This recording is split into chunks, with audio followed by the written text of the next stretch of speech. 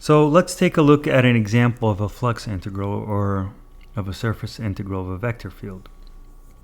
So compute the flux of the radial field, xyz, okay, easy to visualize that vector field, across the surface. Now what is the surface? This paraboloid z is equal to 1 minus x squared minus y squared. What you see in orange is this paraboloid, okay, for z is greater than or equal to 0. In purple, you're seeing how this radial field looks across this surface, okay? You could imagine it also, these vectors, you could extrapolate and see them coming out of this surface. Okay, and I did my best there to make an accurate representation. You could see that the angle is changing between the normal vectors in light blue and the purple vector field. The vector field is also changing in magnitude along this, okay? Because this is not, S is not a sphere, it's a paraboloid, okay? So that's why that's occurring, and this is a fairly accurate representation of this vector surface integral. So the first step, and the only step that requires creativity, is to parameterize the surface. We're going to choose the parameterization u cosine v for x and u sine v. Again, the way that you could think about that is choosing polar coordinates for x and y. Okay, that's what I decided to do. And then what should z be? Well, z comes then from the surface, okay?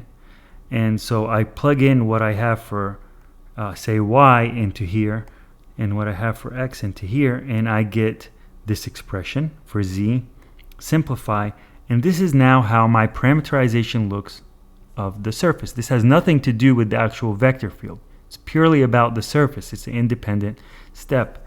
And so this is my parameterization space in the UV plane, this uppercase R.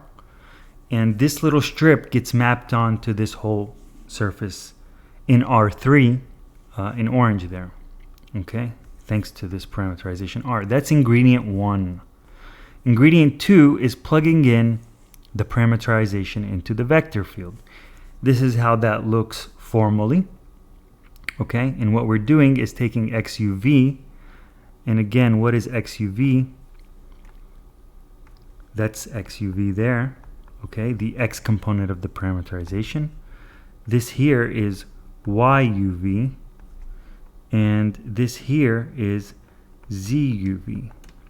Okay, and so you're plugging these into your vector field. Now, a vector field has 3 components. You have a lowercase f here. Now, this lowercase f is just a scalar function. And you would plug your parameterization into f, you'd plug your parameterization into the y component g, you'd plug your parameterization into the z component h, okay? And what does plugging your parameterization into a scalar function look like? It looks like this, okay? So here I write it out. The only time I would be willing to write this out all in its, long symbols. This is what plugging in a parameterization into a vector field actually translates to. Okay, in our vector field is very simple. It just has x in its x component, y in its y component, and z in its z component. And now you see a UV next to each of these because we plugged it into the parameterization. And now wherever we see a XUV, we plug in the actual expression for XUV in terms of u and v, and we get u cosine v, u sine v for y. Okay, we just took YUV and plugged it in, and Z UV in our Z component, plug it in. Of course, vector fields could be a lot more complicated. You could have had like x2 times e to the power of y, then you would have had to plug this also into some expression into the x component.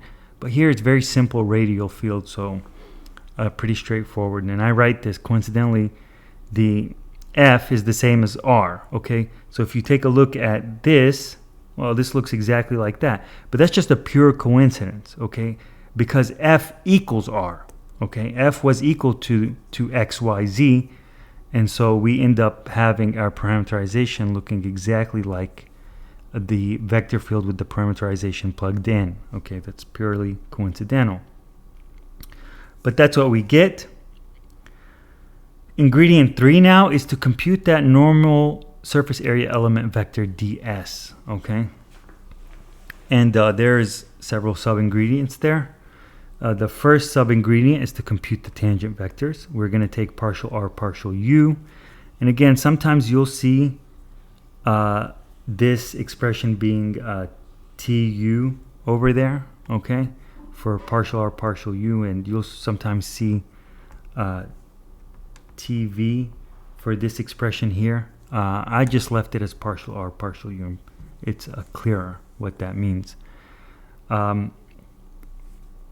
And you take the partial derivatives. That's straightforward. You would distribute this partial derivative sign straight through. And you do the same thing here. Now that's sub-ingredient 3a. What about sub-ingredient 3b? The second is to cross them, okay? And now you get yourself a normal vector, okay? Now after you do that, to actually get the surface area element vector, you got to choose which normal vector. So this is one normal vector.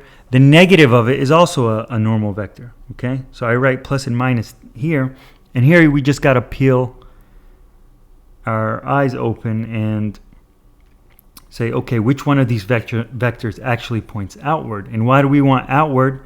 Well, the problem would tell us pointing in the outward direction, okay, or inward direction. And so here it should have said across the surface in the outward direction, okay?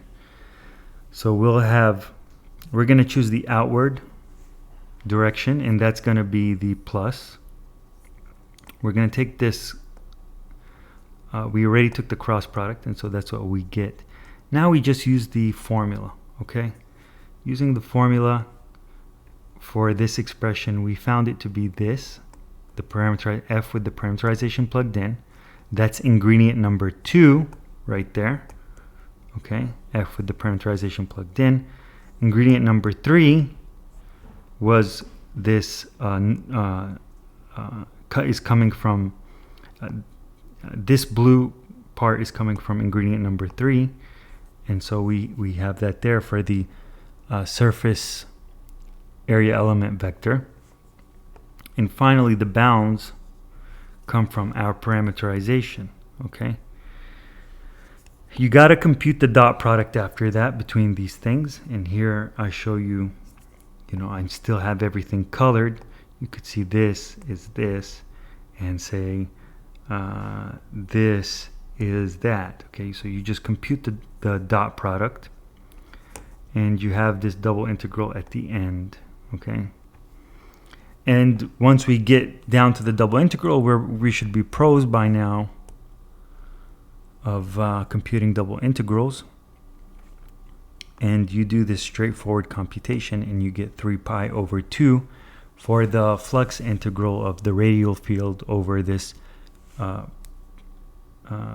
paraboloid.